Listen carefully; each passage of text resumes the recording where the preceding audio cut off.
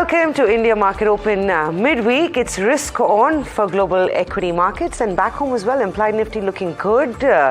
Crude is not too bad. Wall Street had a good run and earnings have been largely a mixed bag, I'd imagine. A couple of big ones that we're watching out for this morning as well. Yeah, it's a big day, big week for earnings, of course. Nifty but 50, yeah. 3 Nifty 50 companies, a lot of other companies, and right in the midst of consumer company results and commentary, more importantly. I mean, any of us will talk to Tata Consumer today. Would love to know what that commentary is, whether I do or either of you two do. And then there is HUL, then there is Nestle. So it's such a nice week of earnings, which will give a sense of which way the consumer might be bending towards. So I think it'll be interesting. Yeah, and whether that same sort of trend of discretionary over basics continues. But Tata Consumer numbers not too bad at first cut. The net profits are down because of exceptional one-offs, etc. But we'll come to all of that in detail. So much to talk about. Suffice to say, on the top of the show, global cues are looking good for a second day in a row. Concerns seem to have been shrugged off for now. So the up move continues in the US and it's largely an earnings-led rally there as well. Most of the numbers that have come out have beaten Wall Street's expectations, and that's what's really working for them. 3 of every 4 earnings on Wall Street is a beat. Think of it this way. Tesla numbers were poor, but the stock in post-trade future trade actually was up about 9%.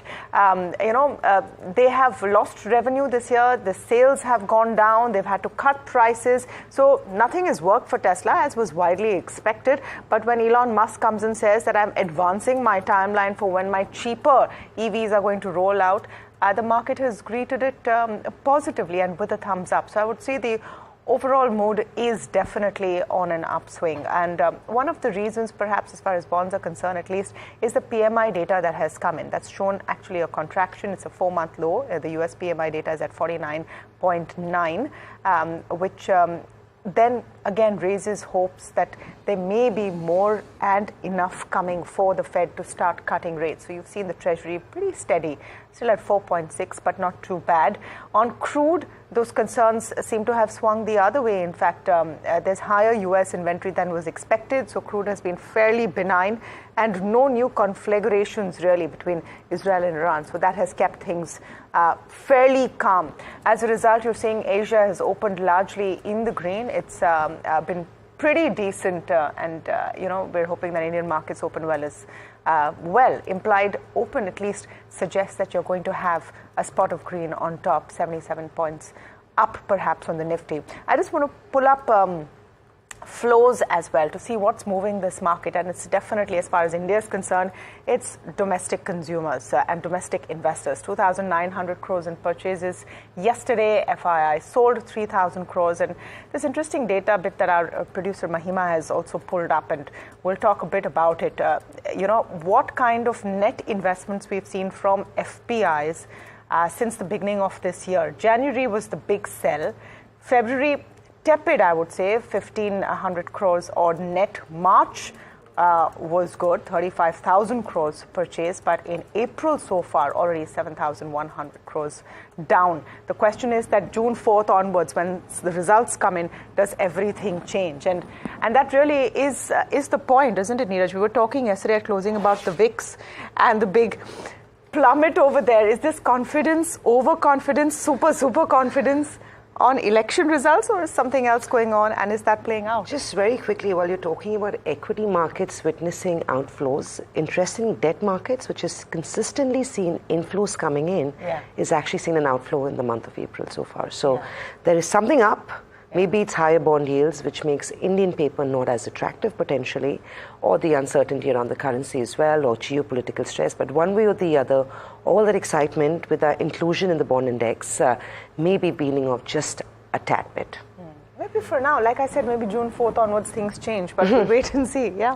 Yeah, it could be that. I mean, because I posed this question to a lot of people about how in December, when the 3-state verdict came in and everybody said that, will we see FIs who are hitherto shying away put in money from Jan itself. Everybody said, okay, hey, we thought that would be the case. That's what the note suggested. But some of the clients are saying that, no, we will wait for the verdict to come out and then put in the money. But why is that? There doesn't seem to be any sort of uncertainty around what the outcome could be. At the end of the day, it's an election. It's the Indian people's vote. And think of it this way. Even the principal political party who is so certain of winning by all polls is taking no chances. It's not like they're sitting back and saying, okay, let the votes come. They're doing everything you need to in an election run-up. So I suppose why not wait? Yeah, why not? Except for what the VIX shows. Street is already discounted in how? Yeah, and I was trying to ask a lot of people yesterday because I found it very intriguing, the nature of the fall in the VIX yesterday. Very, very sharp. Usually don't see this, particularly in this period, but just the way it just plummeted. Now, is this essentially confidence that the market will have a swift up move? Maybe so. And frankly, the call put distribution gives us that sense. We were trying to mark this in the closing show yesterday as well. Just look at the two green bars, 20 to 500, 20 to 600. You can even argue 20 to 400 currently as per the distribution. But if the markets stay higher than these levels for a period of time, then the swift short covering that could come in, because the writers, remember last week, the writers were taken to the cleaners. There's so many memes around how, one of the classic memes last week was they were starting this Nawazuddin Siddiqui dialogue, which is Roz ka routine hai, utho, pito, so jao. That was what was being cited for call writers last week. And if the market tends to go higher this time around, 22,500, 22,600 could well come into the equation. Lower VIX could be a swift up move. So that is something to watch out for. And guys, think of this. Nifty Bank up for a third day in a row, despite HDFC Bank weakness. 2 days on a trot. HDFC Bank was down the last 2 days, but the Nifty Bank has managed to stay in the green. Almost nudged 48,000 yesterday. So it's not been bad going for the heaviest weightage index, which might also propel the index. Yes Bank was doing fairly well. Yeah. Axis may be ahead of numbers. Hopefully so. We need all of that to happen for Nifty Bank to continue doing, because HDFC Bank is somehow not showing that spread. And the breadth is positive.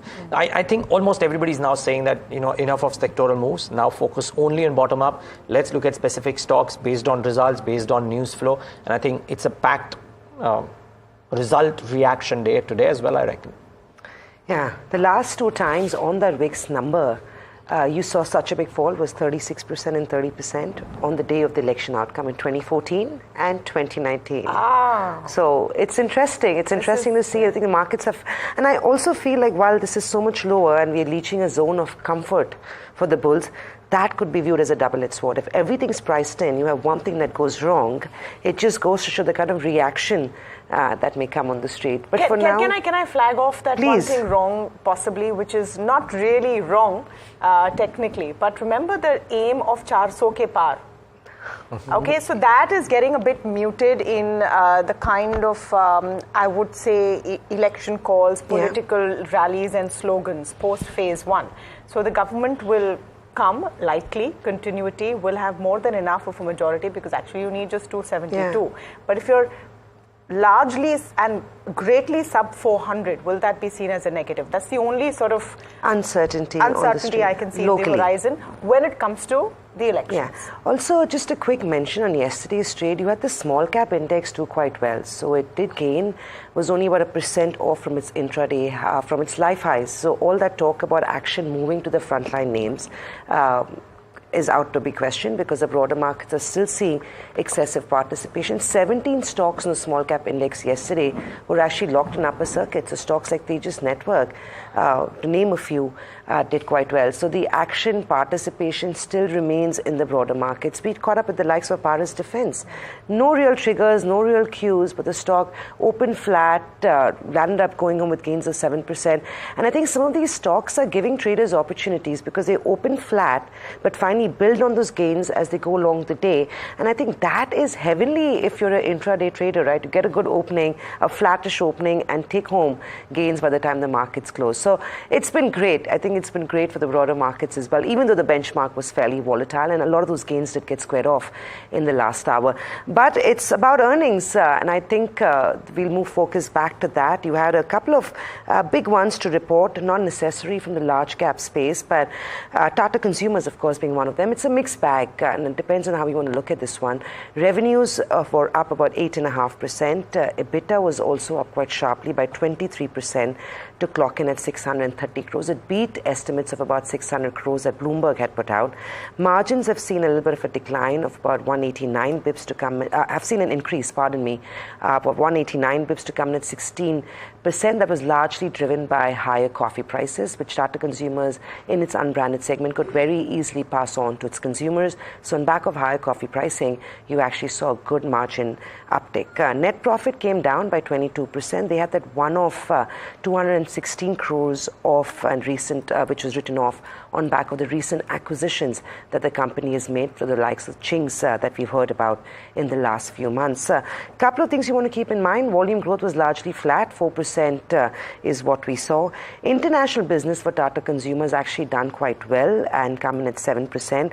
Indian beverages has underperformed. Tata Sampat and Masalas have done well, and guess what? With everything going wrong with Everest Masala, I'm guessing people are buying a lot more of Tata's Masalas. You know, that will happen in April. But I'm sure the stock the markets proceed before that is actually what someone has told you, is it? Yeah, okay. And people have been talking about what is safe now, what is not safe. And Tata safe. is associated with a safe brand. I mean, their branding over the last couple brand of decades value might has... come in. Yeah. And they have products which are always at a bit of a premium compared to others now in that category. But I really contest that. It's not that Everest is not known for safe masala. It's the market leader. So we're not saying that Tata is better than Everest in terms of brand positioning. But I think consumer behavior wouldn't surprise me if... No, I'm saying that right now there is a credibility and reputational hit because of what's happened in Singapore and Hong Kong. Ask the ladies, Niraj. I very much go out and do the shopping of the masalas. I don't go near any masalas. So. masalas. And I'm laying a bet, Samina, between you and me, I cook more. Moving on from Tata Consumers, well, mixed calls coming in for them. So they've had an upgrade from Nuvama, who seems impressed by those numbers, but CLSA doesn't seem very pleased. But you know what really did catch my eye was Tata Elxsi and 360 ONE WAM, which we've talked about extensively over the last couple of days. But Tata Elxsi, well, the numbers were not impressive at all. They've seen a decline in revenue, EBITDA, net profit. Most of their businesses are seeing a little bit of a decline. But what you want to keep in mind is this is one Tata Group company that's been the worst performing in terms of stock pricing. They've seen a 15.5% drop in its stock price in the last from the start of this year. They're down about 8 to 9% in the last trading sessions. Of most analysts who covered this stock, 60% have a sell on the counter as opposed to a buy. Brokerages like Jefferies also don't seem enthused by the reporting of Tata Elxsi. But what is very interesting to note is that while the numbers have not been great, they've actually declared a pretty solid dividend for their investors. For the last year, they've declared their highest ever dividend at 70 rupees a piece, which translates into a dividend outgo of 436 crores, which is more than half its full year profit of about 792 crores. So while the company may not be doing as well, the dividend growth that we've seen is almost 36-38%, while the earnings growth is much lower at about 17%. So the dividends have grown tenfold, earnings have grown 4 to 5-fold in the last 8 years. And that for me was the big take home. I don't know if Niraj, Tamanna, you have anything to say on this. So interesting, right? So while the company may not be doing well, they're still rewarding shareholders and rewarding shareholders to the tune of giving up 50% of their profits. Yeah. I mean, I would say one typical IT company behavior as well, because they don't need too much of capital in order to expand business. But this is also a rare wolf, by the way. Amongst all the other IT companies are actually going out and giving out 60% of profits. Maybe the extent of dividend, yes, but otherwise most companies are essentially doing a buyback or a dividend, so therefore that's happening. But you know, the problem with Tata Elxsi this time around seems to be that while they are hoping for better growth in FY25, just the Q4 exit rate was so weak that it might become difficult in the minds of the street that the company will be able to deliver a stronger FY25, and that might hurt the stock today. I dare say, watch out for that whole space. I mean, watch out for KPIT, watch out for Tata Tech, etc. Everything might get impacted. I mean, 3 to 4 years ago, this was a darling of D Street, right? Quarter on quarter, the stock performance, I still remember that very, very one-way unilateral move that Tata Elxsi did over 5 years ago. Another interesting one is 360 WAM, and those numbers are spectacular. And I don't think and brokerages seem as enthused. I mean, look at that. Your total income is up substantially. Net profit is up about 56%. This, of course, what you're seeing is year on years, but they've done exceptionally well even quarter on quarter. They've approved an interim dividend of 3.5 rupees a piece.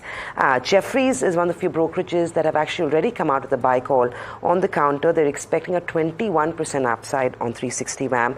They do believe that the wealth business is in fast lane with a 35% year-on-year growth in active ARR, which is assets under management. So that's average recurring revenue and better yield. So I think 360 WAM could be getting a big thumbs up this morning. Tata Elxsi may swing downward. What a business to be in. I mean, 361 WAM and all of those capital market players. What a time.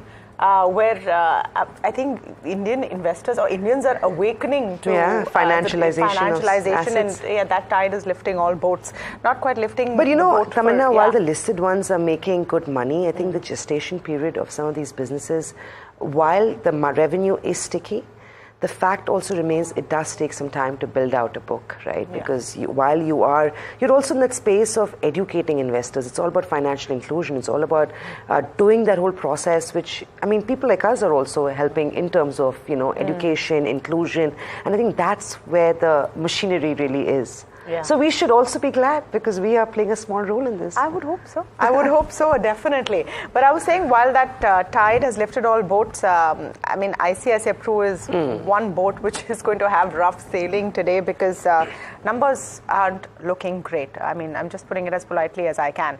Net premium income is okay, fine, up 17%, but VNB, that's value of new business, the margin has dropped nearly 10 bips to 21.46%. Versus 10 percentage points versus 31.97%. The VNB is down quite drastically, down 26%. The annual premium equivalent, though, is up only 9.6%. Mixed sort of views over here from brokerages. So Citi has downgraded it to neutral with a target price of 645 rupees, which is still a small premium to what it was earlier. Motilal Oswal is a bit more positive. They've retained a buy with a 700 rupee target price and see an upside of 18% because Motilal Oswal is I would say a little more optimistic of what would come and premium growth delivery, etc. But suffice to say, ICICI Pru has not had a good quarter or a very great year. So you might see, a bit of pressure coming in there. Scient DLM, on the other hand, seems like good numbers, definitely. Your revenue has gone up 30%. This is year on year for Q4. EBITDA has gone up about 19%. Margins are down, though, 101 pips, but net profits are up 80%. For the quarter, for the year, it's up 92%. So it's been good in terms of Scient DLM. Motilal Oswal again has reiterated a buy. They've set a target price of 840 for the stock. So I think you might see a good move there. The third one that I wanted to talk about was Puravankara, because you've seen real estate sort of make a comeback last couple of trading sessions. Those stocks have been doing well. And they've received bids to redevelop a residential project in Mumbai. I'm told it's in Pali Hill in Bandra. So, Samina, in your locality. I have no idea which this building is, by the way. I was telling Alex, I'm like, where is this? So the gross development value is estimated at 2,000 crores. And remember, this is a very lucrative space. And there are more in Mumbai that Puravankara is in the midst of inking. So you might see some bit of a move there. So that's the third stock that I wanted to talk about in the first round, yeah. Yeah, but just three stocks. Well, Puravankara was interesting, and I mean, it's a large area, so it'll be interesting to see which one is this. But 2,000 crores seems good. Prestige has one. Now Puravankara has one in Pali Hill from amongst the noted developers, in addition to the Mumbai-based. Oberoi does as well on Pali Hill. So aside of the Mumbai-based ones, for Prestige and Puravankara to now make Pali and they've Hill. done some interesting, massive constructions there. So a very, very Tony neighborhood for those viewers who don't know. Very fancy neighborhood, and this must not be a very large area with a lot of old but very highly valued buildings and properties there. So for these players to come in and unlock a lot of value. Yeah, the place where Bollywood resides.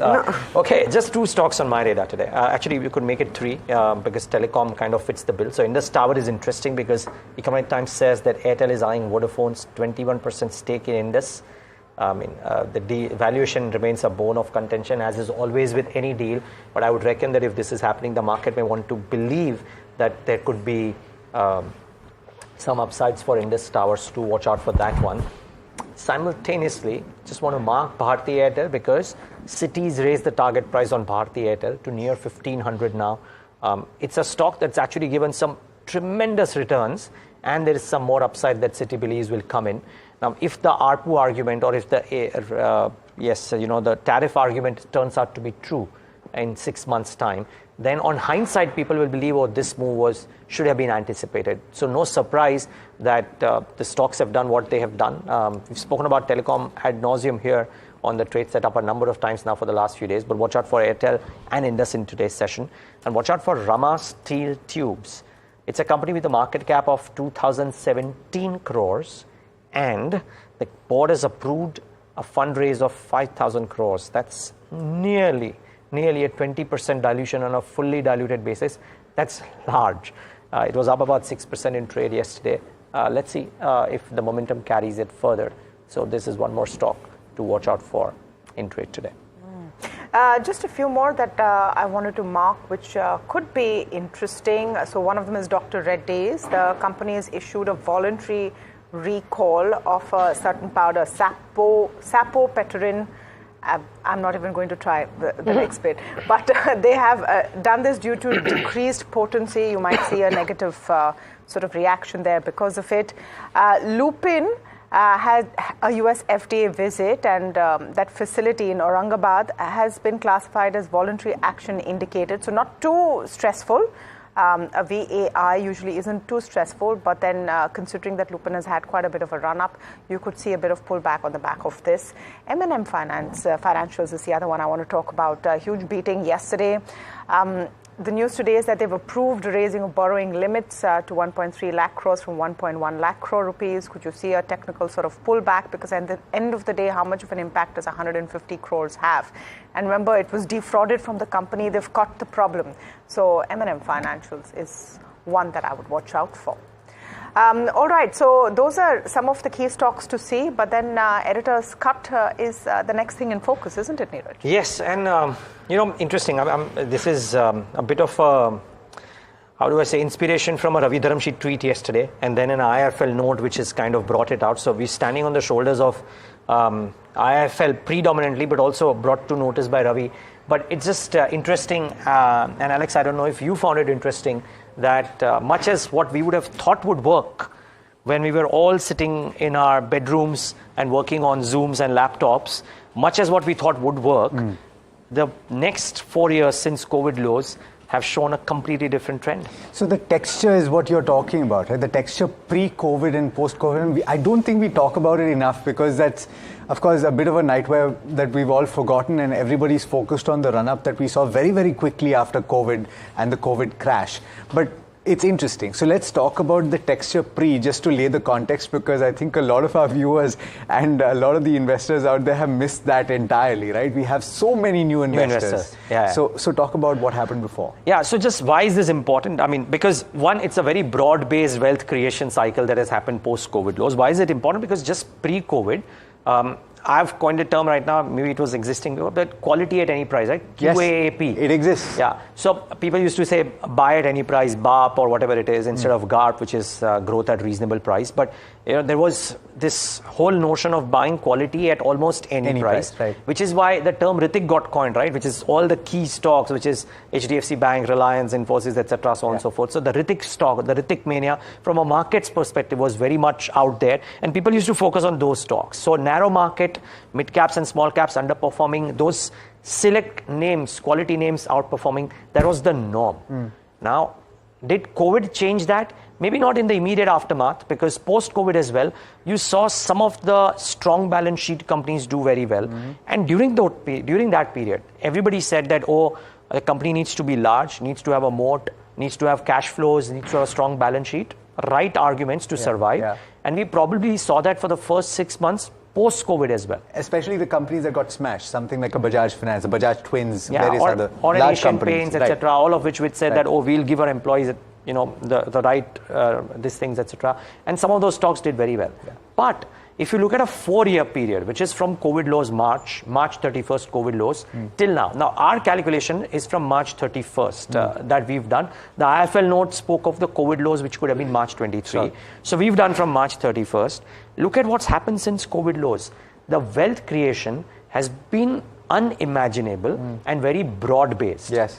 So, bucketed into 4, and if you didn't have Worry Renewables, you don't have your father to curse, you have yourself to curse, because it's stock. I'm sorry, but some of these numbers, Niraj, I must point out, the growth in price is obscene. Obscene. There's no other word for it. And last evening when I was preparing this list, I was sitting with our colleague Alok Joshi, and I was telling him, कि आप ये ध्यान से देखिए, आपके, just in jest, that in your portfolios, none of those stocks will be present. And he was like, yes, that's true. Because somehow people miss some of these multi-baggers. Because the truth is that you will make these returns only if you're invested in these stocks through the journey. Yeah. But look at the numbers, right, Alex? Over 1,000 times more. Worry Renewables, 1,202 times from those lows. It's insane. We're talking about 1,000-bagger in the span of 3 or 4 years. In 4 years, yeah. So think of it that way. But if that was a problematic, okay, that's an outlier. There's also a Dolphin Offshore which has gained tremendously. Yeah. But look at stocks which have had over 100x move. Let's 19 stocks out there which have had over 100 times move. The likes of Aditya Vision, which is into retail in the state of Uttar Pradesh, or Lloyd's Engineering, Worry Tech, SG FinServe, which is that offshoot of the APL Apollo Tubes family, Lloyd's Metal, Transformers and Rectifiers. We've spoken to them recently. So many times, right? Yeah. And just look at the gains. So Lloyd's Engineering, 185 times. Transformers and Rectifiers, 133 times. CG Power and Industrial Solutions, 104 times. Some stunning gains in a period of 4 years that some of these stocks have had. Not a very broad list, but not a narrow list either. And there's also 50x moves, right? And you've identified 18 stocks in that list, and then 56 stocks in a 25 times move, which in any market is a phenomenal move. In 4 years, it's practically unprecedented. Yeah, so IFL Finance, IFL has identified that, but I'm bringing it to the notice of our viewers. So PG Electropast, Orient Pro, Tips, Websol, PTC, Elecon Engineering, we spoke to the management 2 days ago. But look at the gains. PG Electropast, 74 times. Tips Industries, 55 times. And then the two biggest buckets, over 25 times. I mean, looking at 1,000 times, 25 times seems low, but 25 times is egregious returns any which ways, right? Yeah. 56 stocks and very regular names. Newland Labs speaks to us 25 times. Apar Industries 25 times. Jindal Stainless 25 times. And then from 4% to 25, from 4 times to 25 times, it's a large list. 443 stocks have given these kind of returns. Some examples are BHEL. People dismiss PSUs. 11 times returns in 4 years I would think particularly the move in 2023 helped. Very likely, yes, exactly. Birlasoft 9 times or 10 times. Vedanta 5 times as well. So the wealth creation has been staggering, and the sectors that have dominated this list, Alex, construction, engineering, energy equipment, machinery, old school economy facing sectors, because of what's happened in the last 2 years, have clearly outran almost everything that was quality back then. HDFC Bank, Reliance Industries, Infosys. Sure, Reliance has had some gains, but it's not been the biggest gainer. So look at 2017 to 19, you will feel, oh, these are the stocks that will create wealth for life. And then look at what's happened post-COVID lows. So the argument here then would be, okay, you've seen phenomenal gains, and particularly at the broader end of the spectrum. The argument is that you've often seen 3 to 4 year cycles for the broader markets, and they've done incredibly well. That is evidenced in the kind of gains right here. The question is, where do we go from here? And a lot of people, therefore, are talking about large caps, and the ones that you've mentioned, it's their time to shine again. Is that an argument that you can make? Could happen. Whether it's tactical or structural remains to be seen, because as I'll just end this with, I think what Rajesh Bhatia of ITI had told me, that while safety is in large caps, the India growth story is happening at the broader end of the spectrum. Just look at the number of sectors that have gotten created, and you will know that you don't necessarily have to buy an HDFC or a Reliance to participate in the EMS story, to participate in the defense story, to participate in the railway story. what have you? The last point, and this is purely from a strategic point of view, if you're talking about a portfolio construction over 3 or 4 years, if you are somebody that has identified 1,000 bagger or at the very least a 25 bagger, would you take money off the table and at least recover cost? So, and then again, 2 ways to look at it. Sure. A lot of people say कि नहीं बेच के पछताने से better है कि बेच के पछताओ. हाँ. All right? Yeah. But the great Rakesh Jhunjhunwala, if he had sold Titan after 30 times returns, he wouldn't have created the wealth he did. In fact, as I think Ramesh Damani or Utpal Sheth told me in one of the events, that his largest allocation to Titan happened after Titan had rallied 30 times right. from his original purchase price. Right. Again, this is what I faintly remember. Sure. But so, well, you know, horses for courses. I'm actually curious about what our viewers have to say, if they've got any of these stocks. Do let us know in the comment section if you're holding any of these, particularly the 1,000 bagger, because I'm quite curious about that. And would you sell at this price is the question that I'm curious about the answers for. Do stay tuned. Lots more coming up in the next half an hour or so before the start of trade.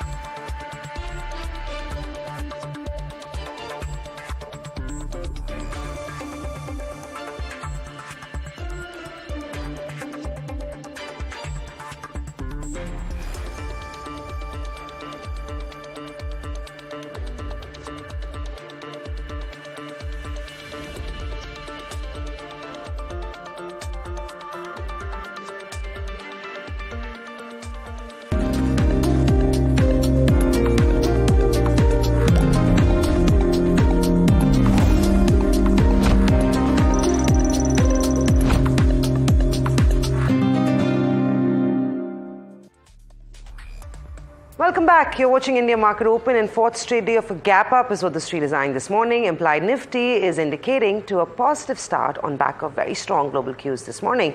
Back home as well, it's been 3 good days of trade, even though the last start of trade yesterday saw lots of those long positions getting squared off, but the markets did go home with a marginal gain in trade. That's what the futures picture looks like. Nifty 50 futures traded at a marginal premium, but there has been an 8.5 to 9% decline in open interest, which goes to show that at higher level there is some amount of uncertainty or profit taking that's taking place. On Bank Nifty as well, we did close yesterday too at the day's low point, but there was a gap up and we did end the day positive.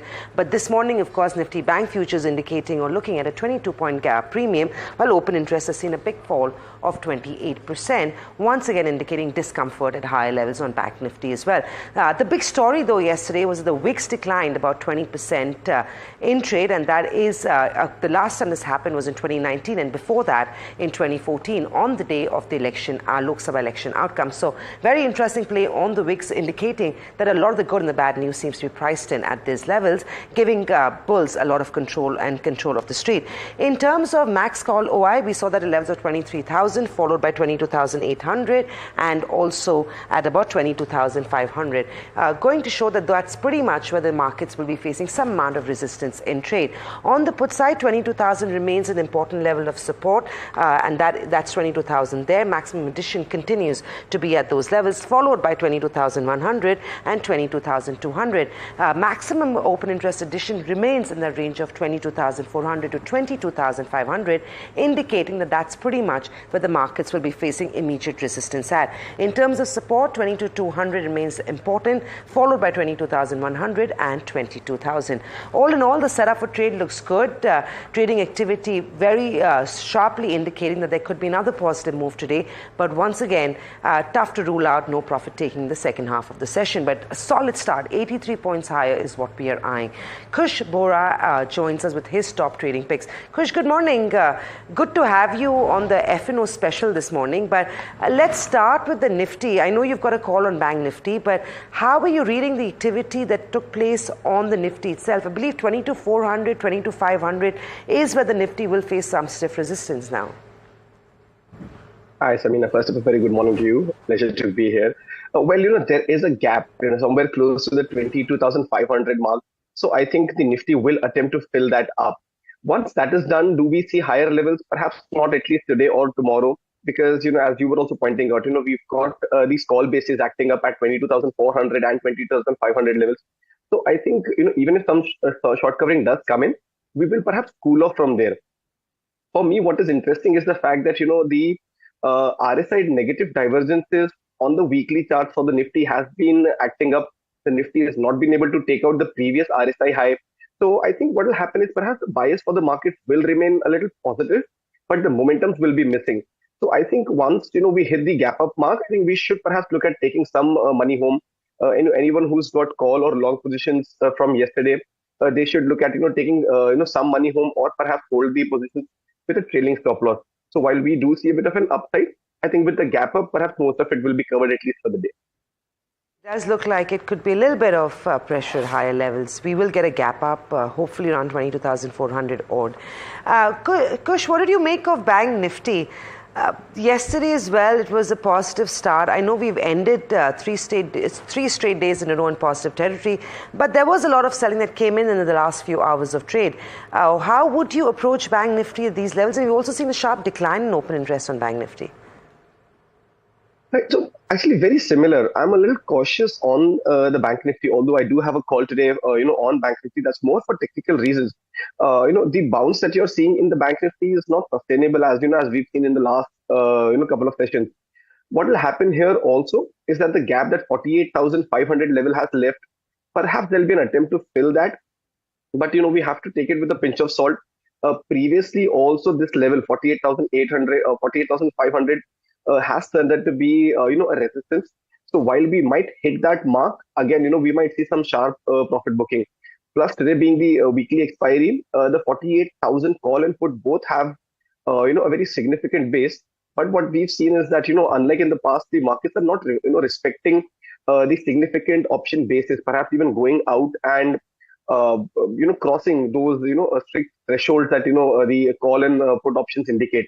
That's why I think that the 48,000 level will remain pivotal, but we will see some sort of a push towards 48,500 mark, and hence a positive call on Bank Nifty, but with a pinch of salt. Kush, what I want to ask you is, and this is what we were discussing in the studios this morning, the VIX saw that sharp fall of 20% yesterday.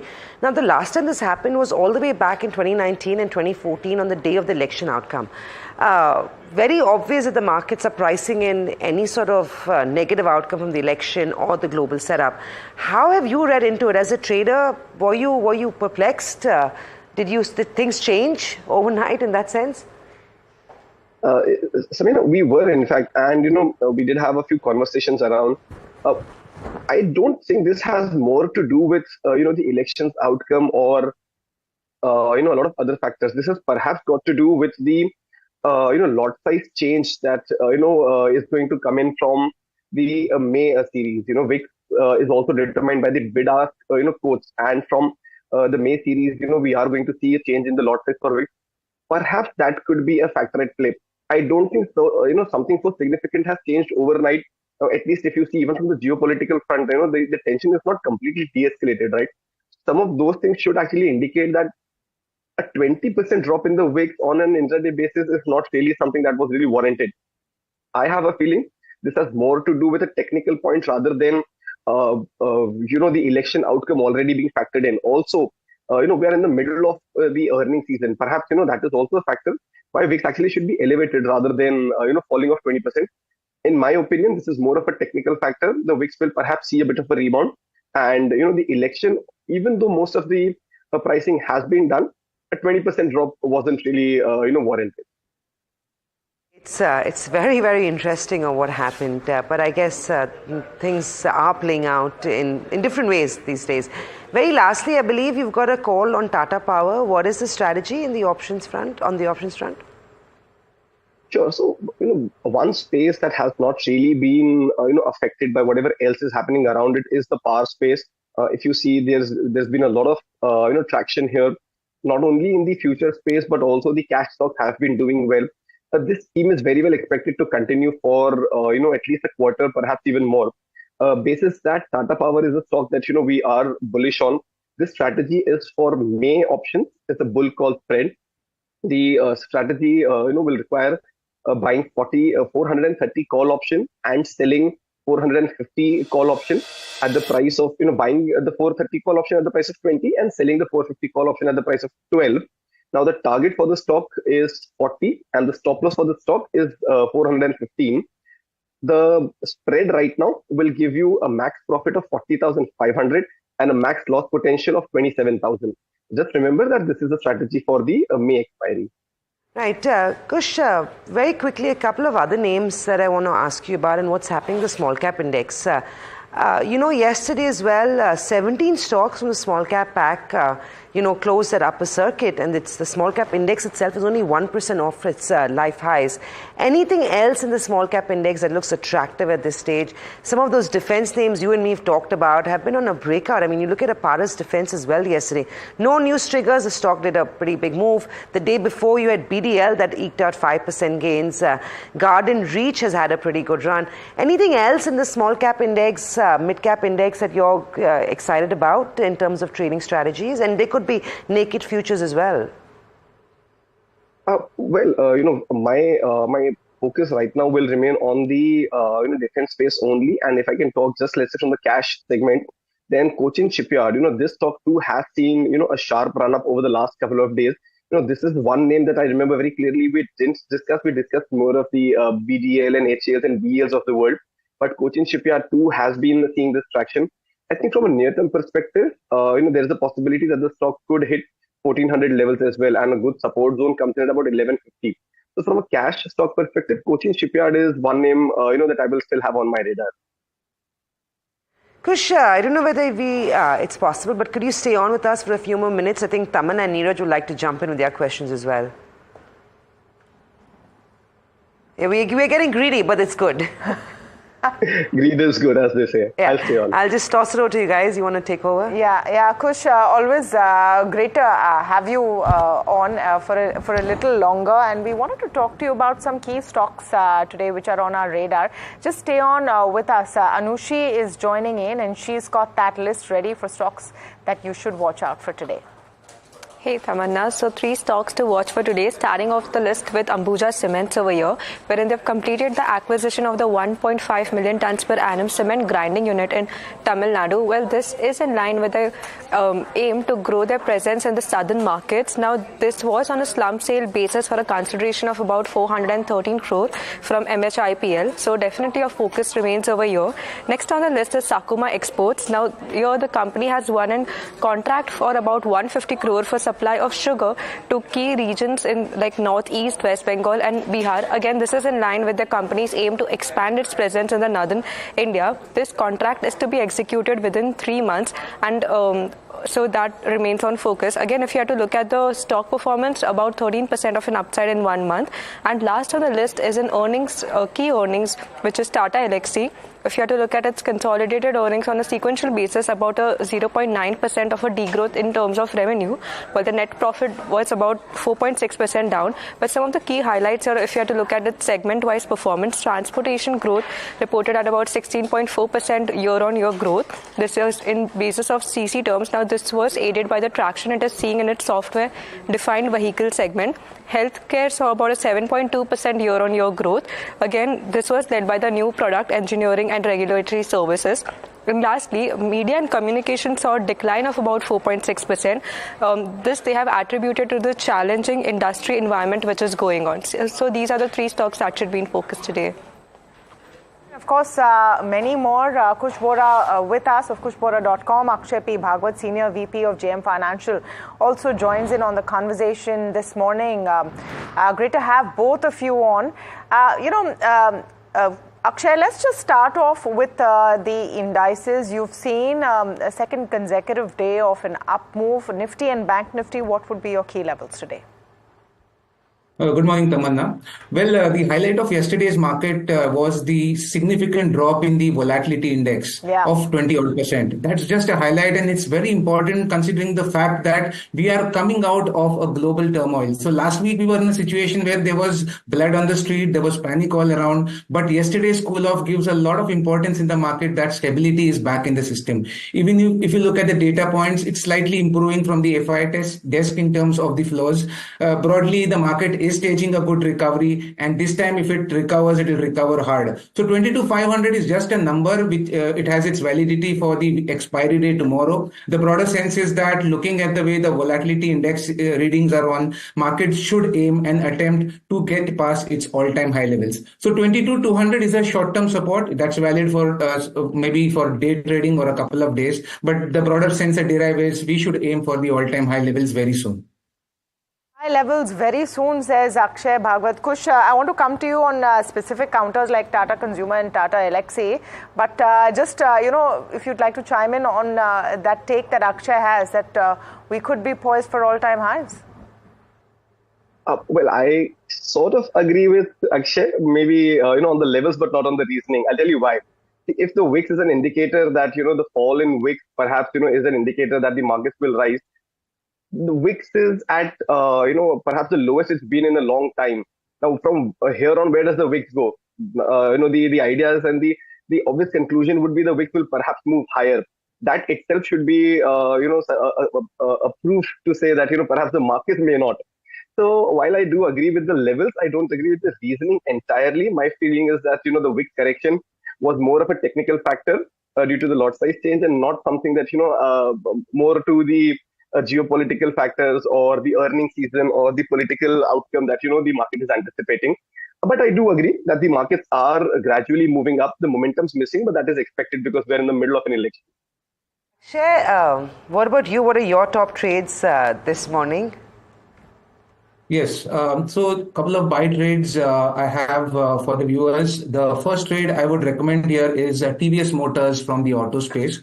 It's overbought, it's oversold on the charts and is on the verge of staging a recovery attempt. The short covering has been noted in the last couple of trading sessions in the futures and options segment, and I'm looking forward to targets at 2014 and 2032 for the short term with a stop loss of 1918. The second trade I would recommend is Power Grid. I believe the power space has more momentum and legs to go from the current levels. 297 and 305 are the two target areas I would be working with a stop loss of 277. Okay. So let's bring up those stocks because they just kind of stayed on the screen for just a brief moment, but just want our viewers to digest those levels. So TVS Motors is a buy with a target price of 2032. The risk reward almost seems to be evenly placed there on the stop loss and the target front. And the other one is Power Grid, and that will come up on your screen as well. It's a buy with a target price of 305 and a stop loss of 277. So do watch out for these.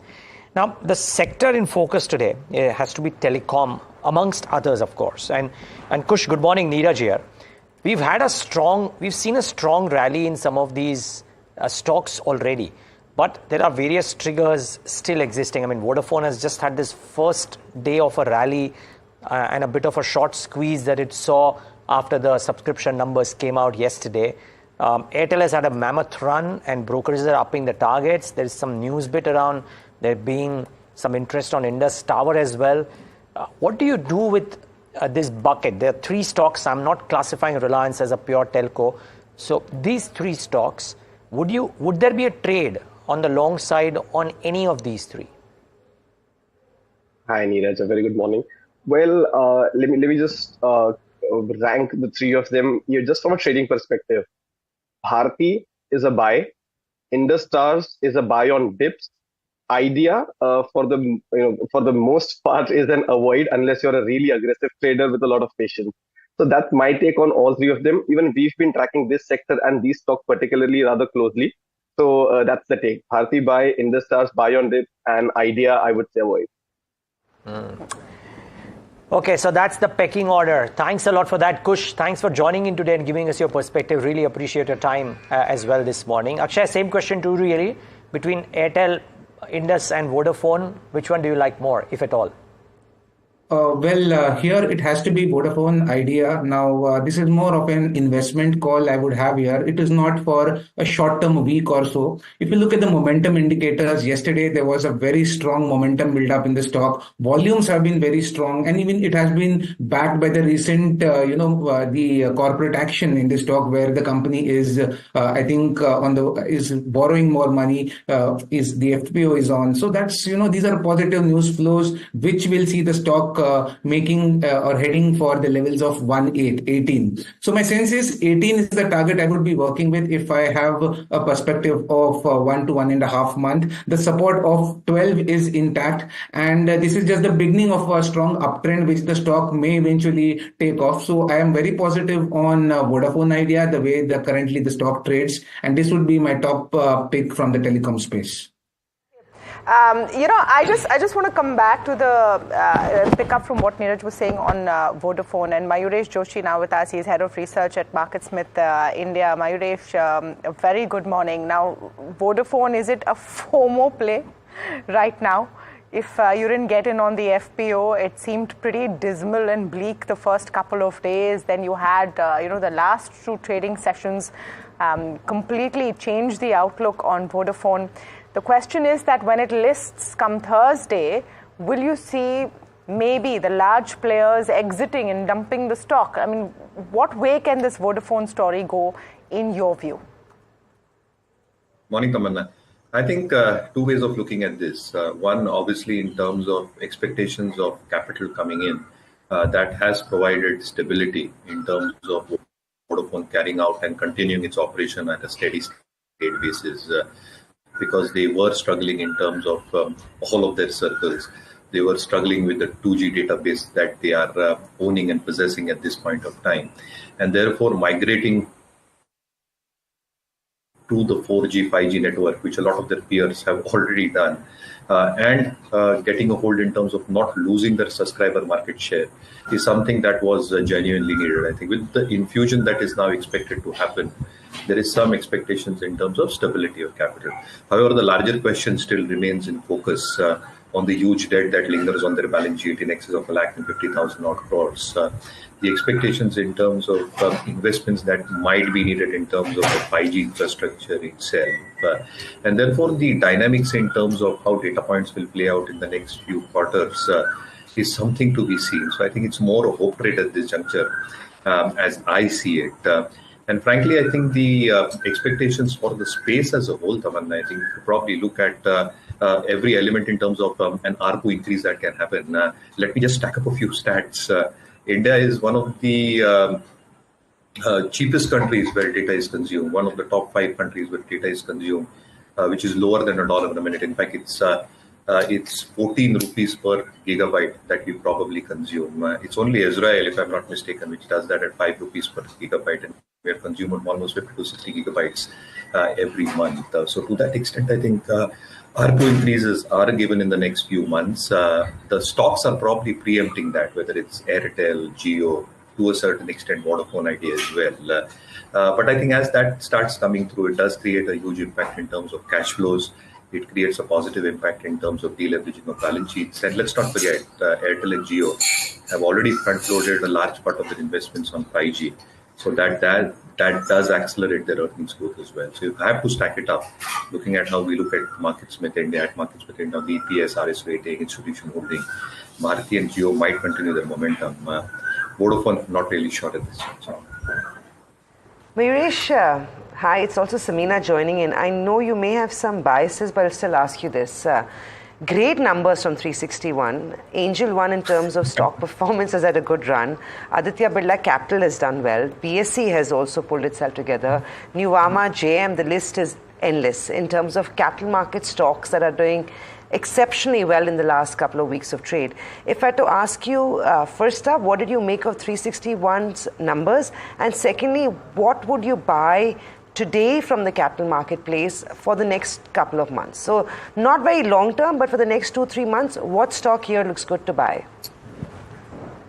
Morning, Samina. I don't understand 2 or 3 months, but I'll try and answer your question on that front. Again, I think being in the markets and looking at how the traction has been in terms of demat account openings over the last 2 to 3 years, the incremental demat accounts that are getting opened every passing month, and the number of SIP accounts that are also getting opened into the market. I think education through financial institutions to advisors, I think that still will continue growing at a good pace. Now, if you look at 361, you look at any wealth management companies per se, I think the more interesting part and a few slides of the presentation to indicate the kind of transitional shift that is expected to happen in terms of the wealth across the country at this juncture. So over the next 5 to 10 years, a whole host of middle-class households are going to upgrade themselves. A lot of HNIs are probably going to get super HNIs as well.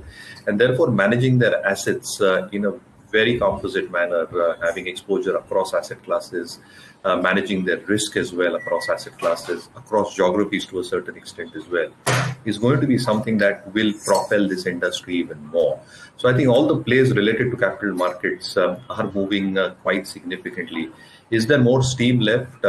Yes, because I think if you probably look over the next 10 years, there is incremental amount of numbers that can get added just by looking at the stats. And even if you discount these numbers by 20-30% in the most optimistic case, you'll still get better numbers every passing year as the optimism probably grows. So yeah, remain optimistic on this. To answer your question from a 2-3 months, extremely biased again. Angel One is something that might do. Loyalties, like they say. Akshay, what do you think? What are you buying from the capital marketplace? Anything at all? I mean, all these stocks, it's exciting of how they're doing. They're all not seeming to stop the gains. Your pick, BSE, Angel One, like Mayuresh said, that's his favorite one. 361 with Jeffries likes. What do you like? Chart-wise, Nuvama Wealth Management looks good on the charts. At 5189, where it closed yesterday, the chart has been consolidating for the last 5 to 6 trading sessions. Broadly, the chart structure is fantastic, a very healthy chart structure, a support at around 5150, and my sense is that this chart will again see a takeoff in prices very soon. I'm looking at targets of around 5700 to 5750 on a short-term perspective. Support area is 5150, so I'll keep my stops below the support and key target 5750 on the upside. Change, ye nikalna padega na. Okay, gentlemen, stay on. So much more to talk about. We'll take a quick break on that note. Be back with the market open, the management of Scient, and lots more. Stay tuned.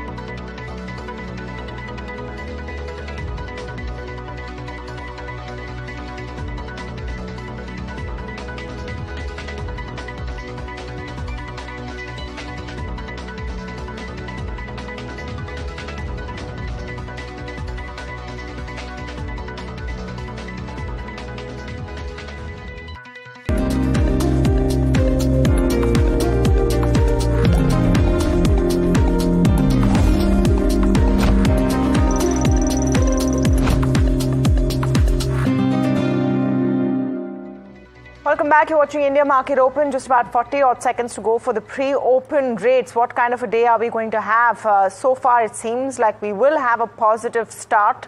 And the big focus continues to be the numbers coming in and results being declared by companies. Mayuresh Joshi and Akshay Bhagwat with us this morning. Mayuresh, let me begin with your take on Tata Consumer numbers that we saw coming in. HUL ahead today. Tata Consumer a bit of a disappointment broadly, would you say? Or do you think that the inorganic growth and the acquisitions they've seen is what is responsible for the hit on profits? What would you be looking out for in this space? So, Tamanna, frankly, I think a lot of companies which had given updates and a few numbers which have now started coming in, a broad sense was that volumes will be a little bit tepid, and that is probably the way it is. Again, I think the expectations in terms of a strong recovery in volumes will only happen post-monsoons. Fingers crossed for that. Expecting good conditions to play out as the meteorological department has put out. And if that probably happens, you might see a very strong recovery in rural spending and consumption in the second half. Till that point of time, since rural accounts for 60% of FMCG volume sales, a large part of that market is still going to remain subdued as far as spending is concerned. Obviously, a lot of companies have increased grammage without increasing prices. Input costs have stabilized over the last few weeks, but a large part of the expectations on how leverage gets created on FMCG balance sheets is both volume and value growth, led by strong demand, which is probably missing at this juncture. For Tata Consumer, I think the acquisitions that they've probably done, I think they will still take some time in terms of the synergistic aspects to probably play out. What do we like in the space as a whole? I think we will have a neutral view, Tamanna, at this juncture. Our take is that this quarter and next, these companies might still struggle both in terms of volume and value. All right, first pre-open rates have hit. We'll wait for them to settle before we get a clearer picture. But meanwhile, my colleague Samina is speaking with Scient DLM's Anthony Montalbano about their earnings and more. Numbers seem good on the face of it. Let's dip into that conversation. Hi, thanks for that, Tamanna. It's been a great quarter for Scient, actually. They've managed to pull it off. The management had committed to a 40% growth YOY. They've actually beaten that by growing 43% in FY24. We have the management with us joining in to give us a sense of what lies ahead for the company. Anthony Montalbano, CEO of Scient DLM, now joins in. Anthony, very good morning. Thank you for joining us. This is the very first time we are talking to you, and be interesting to hear from you of how things are looking at Scient. You've guided, or rather had guided, for a 40% growth in FY24. You've beaten that quite well, clocking in 43% in this current year. We are entering FY25 on a higher base. What is the growth that we can expect? Do you think a 40% in FY25 is likely from your stable? Yeah, so Sammy, it's very nice to be here. And yes, this was a very strong year for us in terms of overall business growth.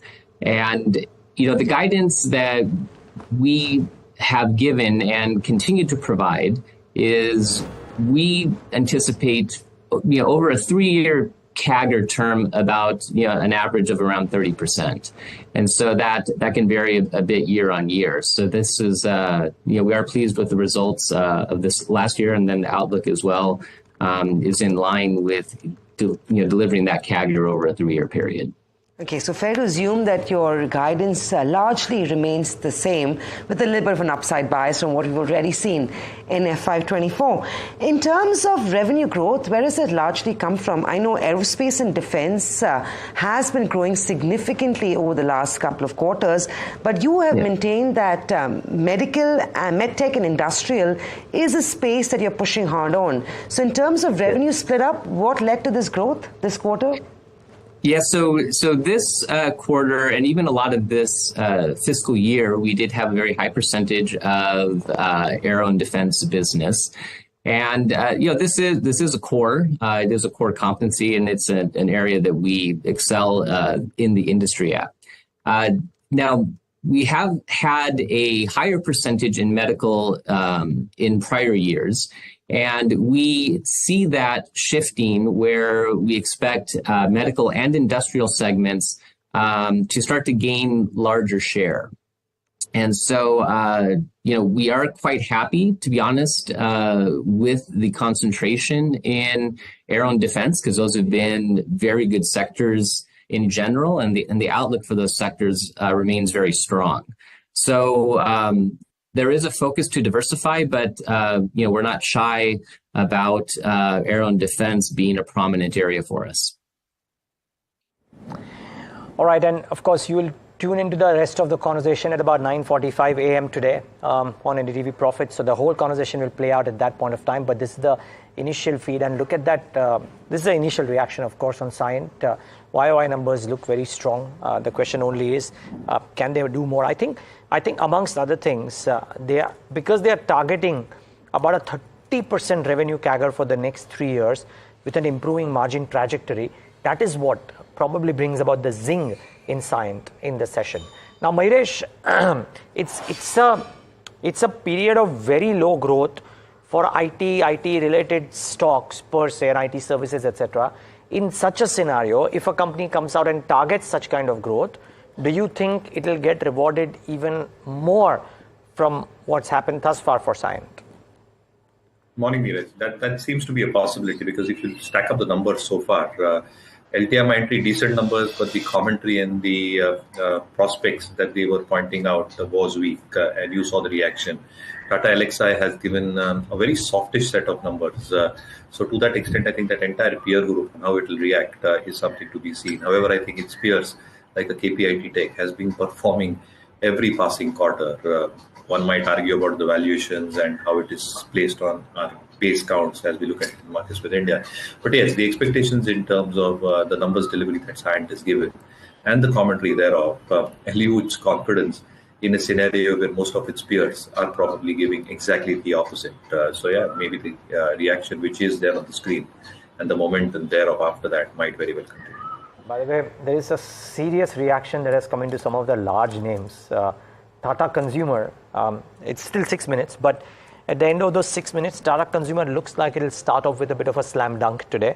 ICICI Pru looks like it'll start off with a slam dunk today, 6.5% down. Tata Elxsi might start off about 4% lower today. So some of these result boys, in addition to Vodafone Idea, which is the fourth one, on which Tamanna just tells me that the listing of the FPO might happen tomorrow. So a clutch of these stocks might have a slightly iffy start, and we'll talk about all of those with our guests as well. But it's time when we get in Harsh, my colleague, to talk about the one key brokerage note in the session today, or maybe two. But Harsh, what is standing out?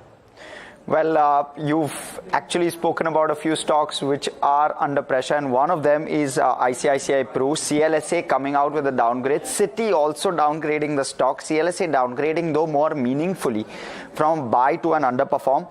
What they believe is that with regard to the results itself, the biggest drag on margins, mind you, margins fell 10% absolute from 30+% to 21% odd, and 4% of that drag was due to operating cost variance. So that was one, and also there was a drag of around 2 to 3% from product mix. So that is CLSA's observation. Second is restructuring of commissions is largely done. So some of those OPEX costs which have been incurred may possibly start to reverse later on in this year. APE growth was largely in line, which is a positive, but the key disappointment is the negative operating variance due to adverse performance of the credit life book. Now, APE growth, while positive, they are cautious about margins. They've actually trimmed their terminal margins, this is CLSA, from 26% to 24.5%. That's a sharp trim, and what they are suggesting is that while AP growth is there, margins should not get diluted on the back of that, and that's where they're seeing limited upside from here. In fact, less than maybe 7% odd upside. In terms of target price, what they've done, they've hiked their target price from 630 to 650, but that's purely because they've rolled forward their estimates, and they've given it a 1.7 times price to EV, but FY26. So they've rolled it forward, which is why they've hiked the target price to 650, which is still less than an 8% upside from here. So that's the first one. The second one is Citi on Bharti Airtel. They've hiked the target price here from 1305 to 1520. Around a 13% upside is what they see. Target price has been raised. 3% increase in FY26 ARPU estimates is what they've captured. Second, they've increased the EV to EBITDA multiple for India Mobile, Homes as well as Enterprise. They've also increased by 1 to 2% their FY26 consol EBITDA estimates because of these assumption changes, and they've marked to market the Indus Towers as well as Airtel Africa numbers, and that's why they've hiked this target price. A very sharp hike. Stock was up nearly 4% yesterday, and this hike is possibly because that target price was breached of 1305. So Bharti Airtel opened very strong in the pre-open session. Gains have pared down to some extent. And remember, this is also a counter that has seen a continuous sort of up move last few sessions. Akshay, just a quick call on Bharti Airtel. And let's put in a Indus Tower with it. I just want to mark Vodafone as well. It was sharply down in the pre-open session, and we'll see how it opens. But the FPO is slated to list tomorrow. It's down 4%. So let's do the whole telecom sort of space and address that, Akshay. Bharti Airtel, Vodafone, Indus. So to take a quick chart check on the telecom space, Bharti Airtel is a bit overstretched for comfort at the current level. So technically, I would wait for a small dip to take a buy trade. The trend is still strong, but around 1310, 1320 would make it more lucrative to take a buy trade from a trading perspective. So wait for dips. 1310 is the dip I would wait for in Bharti Airtel with a stop loss below 1275. I will keep a targets around 1390.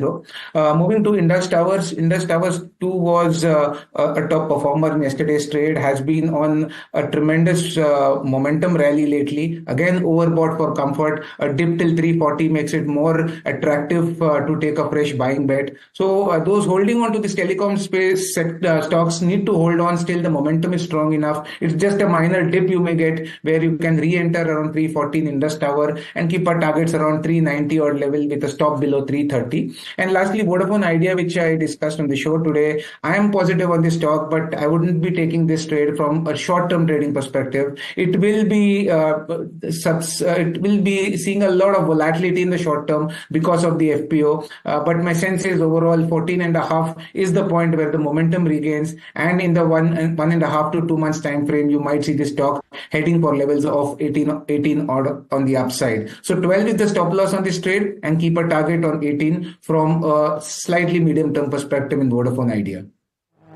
So Vodafone Idea has a 12 rupees stop loss and an 18% upside. Mayuresh described it as a hope trade just a short while ago. But, just to revisit some of these counters, and Mayuresh, I know you spoke about Angel 361. 361 just pre-open is up about 13%. We'll see how it actually opens and whether there is some pullback there. But I also want to get your view, Mayuresh, on a BSE.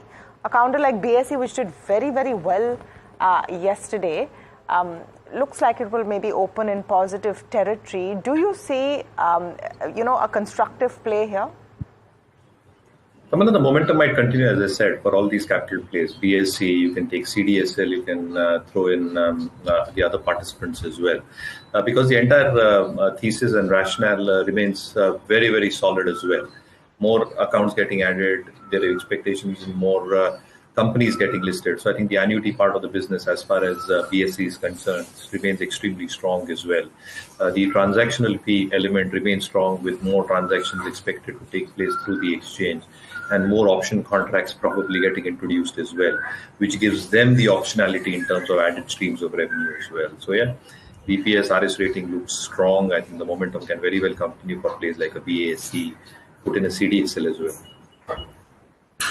Akshay, just last calls before we go to Niraj, and a quick one on Scient if you have, a take there.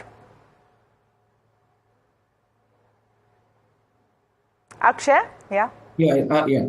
Well, Scient, the point where it closed yesterday is exactly a very strong support zone. So we need to see how the levels of 1890 to 1900 works out in today's trade. Scient Limited is expected to stage a recovery from the current zone, looking at the broader chart patterns. If the recovery stages, then you can see the stock heading for the levels of 2200. Okay, I was talking about Scient DLM. I'm sorry, Akshay, my bad. I was talking about Scient DLM. That stock has seen a 5% up move in pre-open. Yes. So Scient DLM, it's a range-bound stock. It's more from a short-term trading. If you were to consider, the range is 720 on the upside and 650 on the downside. So it's more from a trading perspective, already 5% up. So really, I do not see a trade happening in this. So those holding on to it can continue to hold with a stop loss of 650, 730, 740 on the upside is the levels where you take an exit in the stock. Oh, okay. So not too much of an upside actually, in which case the stop is too deep, viewers, so keep that in mind. But a lot of stocks that might be reacting, ICICI approved, Tata Consumer, and that whole list of stocks will be very, very interesting to monitor in the session today. How they behave, we know that they'll start off weak. And ICICI approved is interesting simply because every brokerage has said that the company is getting back on track, and yet the stock is starting off lower today. But here are the first rates. The market deserves the first mention at 0.25%. No great shakes. The bank Nifty, which has ended in the green 3 days on a trot. How is that starting?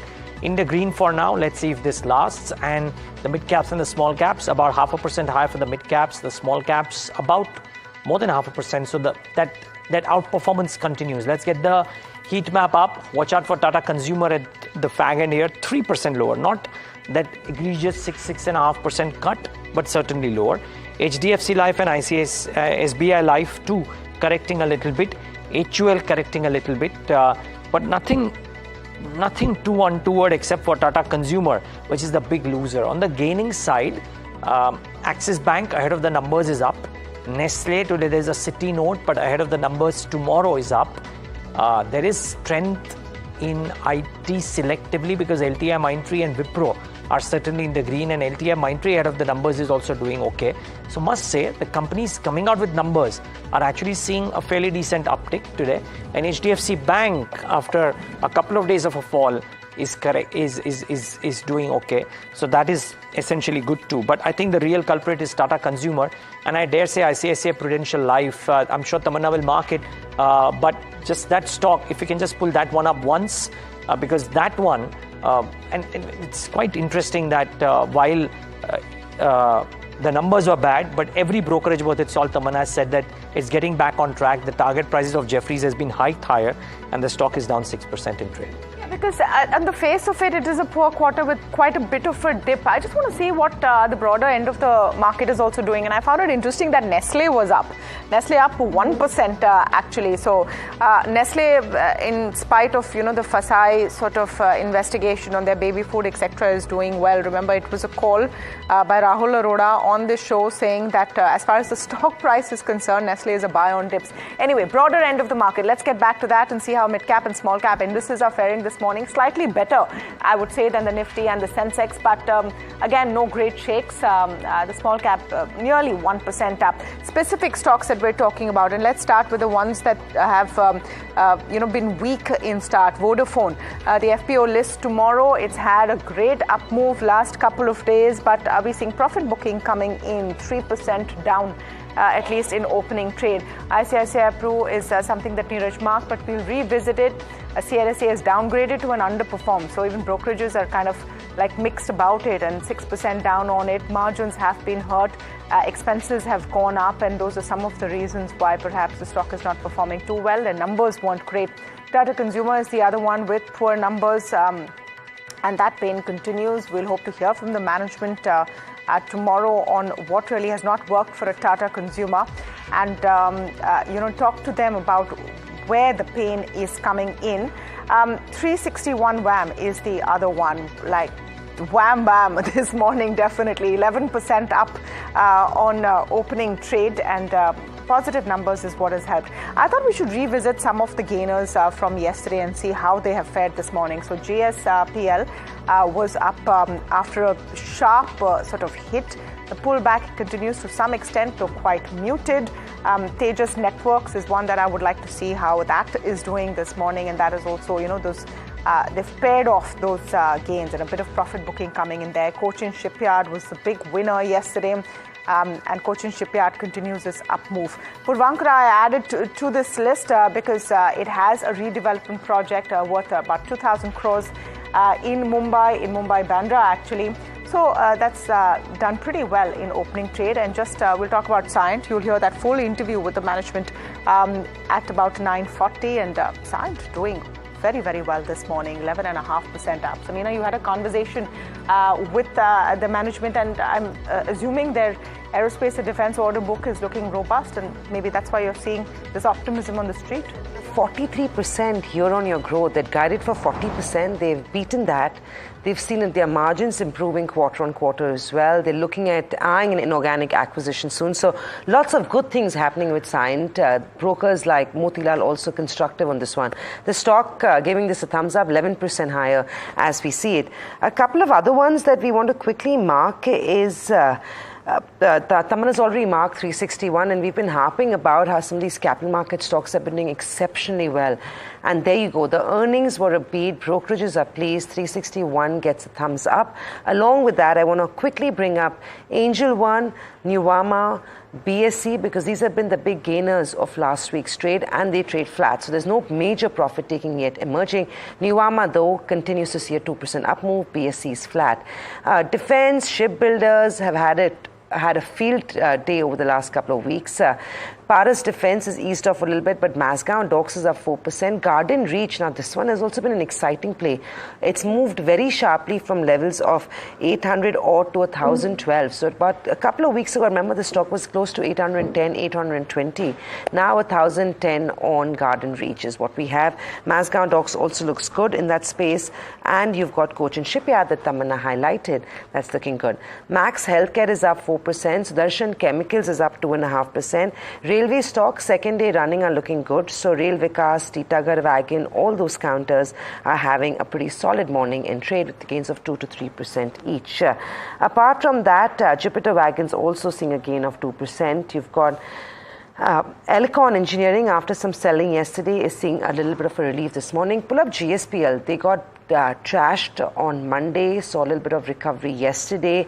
It continues to find a base in trade. Tejas Network seeing a little bit of healthy consolidation after 20% up move, down about 2%. Another morning, another weekday, it's Spark. The downticks just don't seem to stop, right? So the stock is down another 5%. I think it's the 6th, 7th straight day of losses coming in for Sun Pharma Advance. ICICI Pro numbers were weak, so the counter is down 5%. Tata Elxsi is down 5%. MCX, all these are all earnings reaction. I'm not sure if Tamanna has highlighted all of them, but all these counters, barring Scient, from the earnings pack, are getting a thumbs down in terms of straight. Vodafone Idea is also down 4%. Apart from that, Suzlon, Zomato are seeing some amount of profit taking. But all in all, I think the standout in terms of a positive reaction is Scient. But barring that, all other companies are reported between yesterday and this morning. 360. Oh, 360 VAM, how do we forget? 361 VAM, how do I forget? Every other company is disappointed the street, at least for May I add Spark? That's down 5%. She spoke you did? about I'm so sorry. Okay, yeah. I missed that. I picked that downward circuit. I remember it was Tata Investments for the longest time, and now it's Spark. Yeah, the other interesting one is Excite correcting a little bit in the session today as well, 447 and counting. But, I want to bring this ICICI Prudential argument up here because it's the top loser yet again, or rather in today's session, and staying as the top loser. Mayuresh, come in on ICICI Pru. What did you make of these numbers? Because every analyst on the street is saying the quarter was bad, the ship seems to be coming back, and they're targeting decent growth FY24 to 27. My question is therefore, if you track this one, would you use the dip to accumulate/buy this stock, or would you let it be? So Niraj, I think if you stack up the three insurance plays, ICICI, HDFC Life and SBI Life, I think the changes that happened in the budget in the past 1 year, ICICI Pru and HDFC Life had to do the maximum tweak in terms of their product mix. And therefore, I think as new products are getting introduced in view of the budget changes, you are going to see traction built up gradually as far as the policies are concerned. At the same time, when you're probably looking at the operating element, both operating costs and commission costs, so if you put out the total operating expenses, they were already elevated on both their balance sheets. and they would continue remaining so till they receive a good traction in terms of their product mix. So if you mix these two elements together, the expectations in terms of runaway growth probably seems to be a little bit back-ended, maybe the second half of this year as more stability starts coming through. Now, what this is effectively doing is the value of new business margins are getting dragged lower. And therefore, I think if you look at the over-embedded value, that probably is expected to remain soft, at least over the next few quarters. So stack it up in terms of how the product mix for SBI Life is. The bank insurance and distribution network probably remains the same. SBI has a much larger network to that extent. And therefore, the product mix of SBI, the cost structure that SBI has got, it's just middle single digits, around 7 or 8%, including commission costs. And therefore, I think the expectations of VNBs and embedded value may remain stronger as a base case scenario for SBI Life. So I think if you construct the arguments in favor of insurance companies, I think SBI Life probably ticks all the check boxes at this stage. Well, but 4.5% lower today dragged some of the others along with it. Akshay, these top losers on the charts, ICICI Pru, Tata Consumer, we already know about Vodafone, you were bullish there. What about the other two? See, the result reaction for Tata Consumer has been on the negative side. But if you look at the broader chart structures, there's a very strong support and buying, which I have noted in the futures and options segment, especially in the range of 1100, 1110. So a dip will give this a more attractive buying level. So this is just a result reaction. And if I get this around levels of 1100, that would be a good trading buy. And there's a strong support building up at 1080 in the stock. So my stop loss will be 1075. And I will trade for a pullback rally, which may extend all the way to test its recent swing high to the levels of 1175 on the upside. So buy on dips is the call I have on Tata Consumers. Is there a similar call from you on Tata Elxsi? The stock is open lower on back of weak earnings. Also MCX actually, that's turning out to be one of your top losers now, 8% on weak numbers. Both these counters, is it buy the dip, buy the losses today? Yes. So first of all, if we look at the chart structure of MCX, multi-commodity exchange, there is a strong dip. And as I see the chart structure, this dip may extend all the way down till around 3650. So still some significant short-term trading downside left, maybe around 100, 150 odd points from the current level.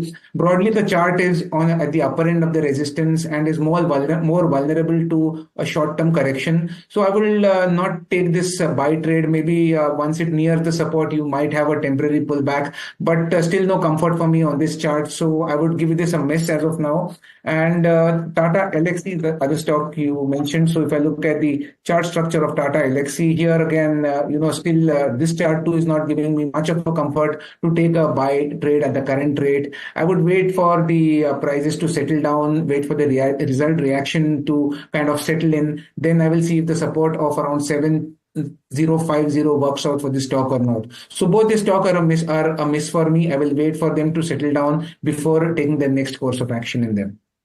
Actually, what about Cochin Shipyard, GE Shipping also doing good today, Mazgaon doing pretty decent today. I don't know if this is sort of, all of that confidence pre-elections now moving up some of these counters or a rotational play, but anything over here that you would bet on, and especially a Cochin? Yes, Cochin Shipyard, the chart structure is good, but it's a bit overbought for comfort for me. So I would wait for a dip of around 1260, 1275 levels. The chart structure is strong, so those holding on to it, this stock still can see more upsides in the days to come. But here, especially Mazgaon stock is one chart which is on the verge of a breakout. So at the levels of 2323, the immediate target area works out to the swing highs of 2520. And then the stock sets up for a strong breakout. Been in a consolidation for the last 6 months, a broader range of 1800 to the upper band of 2520. Right now, I look forward for targets of 2520, and there you might see a strong breakout making way. So I would be more keen on taking a buy trade on Mazgaon Dock Shipyard over Cochin Shipyard as the current chart ratings signal. Right. Thank you, Mayuresh. Thank you, Akshay. Great having both of you on the show. The markets not looking as great as the implied Nifty was indicating to. But remember, we have 3 days of gains behind us. Before we slip into break, a quick check on the VIX after a 20%, nearly 20% fall yesterday. It'd be interesting to see okay, it's not doing too well or too great. A marginal uptake coming in on the wicks, but this comes in on very close on the feet of a 20% decline that the wicks saw yesterday, trading flat on the index, given up most of its opening gains. Remember, it is going to face resistance in this 22,400 to 22,500 range. Remember, you may see some profit taking, largely because the last few days have been pretty good for the street. But we'll take a break. We'll come back. We'll put the focus on Greenply. They've got a new business venture, which they're going to talk to us about. Stay tuned for more on the other side.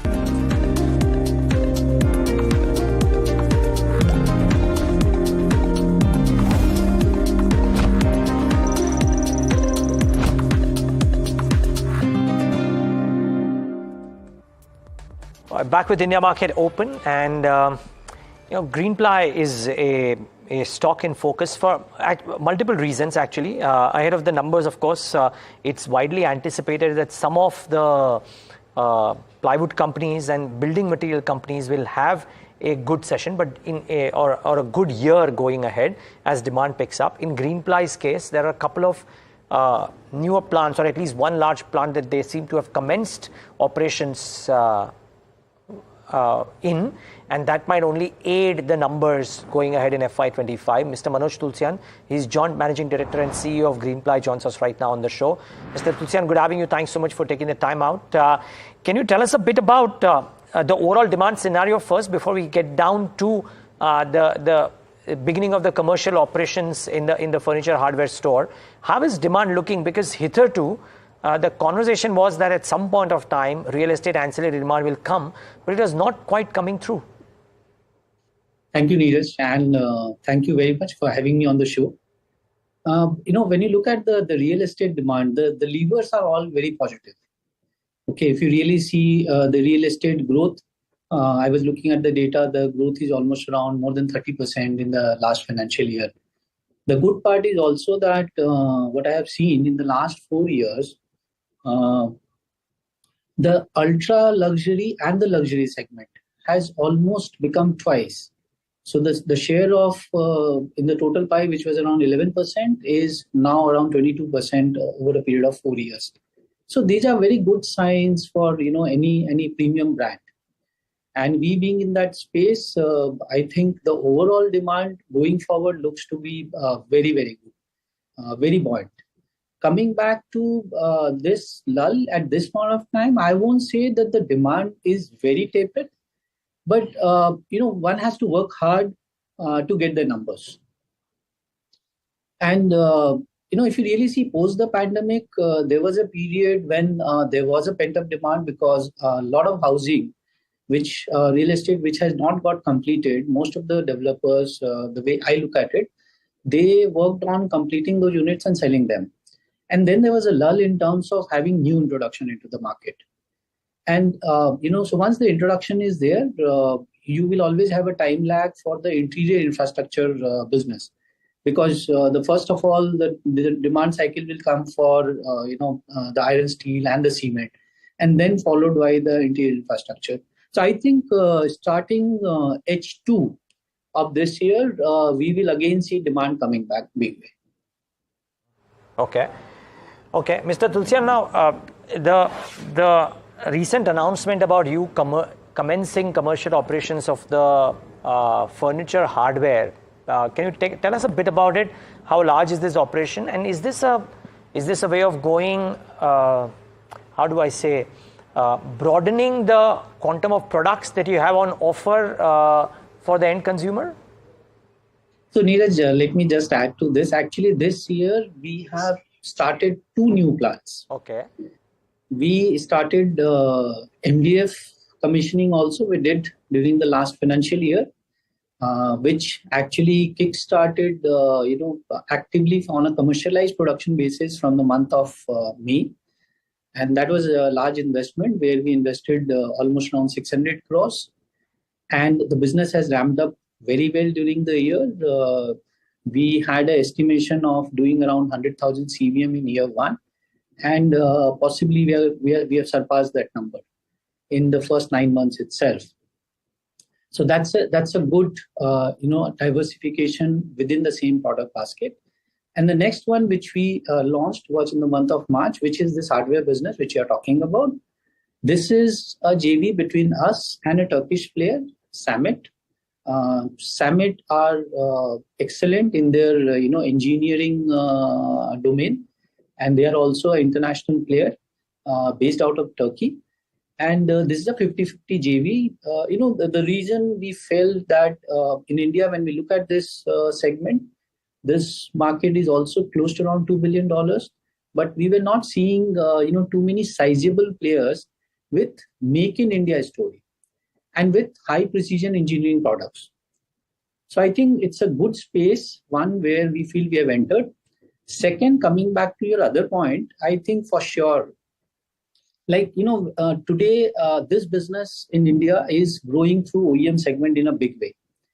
And, if you see today, everyone wants to reduce their transaction cost. So we also want to create a basket of products so that when we walk into any of the OEMs, we are able to help them reduce their transactions. At the same point of time, we are able to help them by giving them more and more products what they need. So you are very right on that.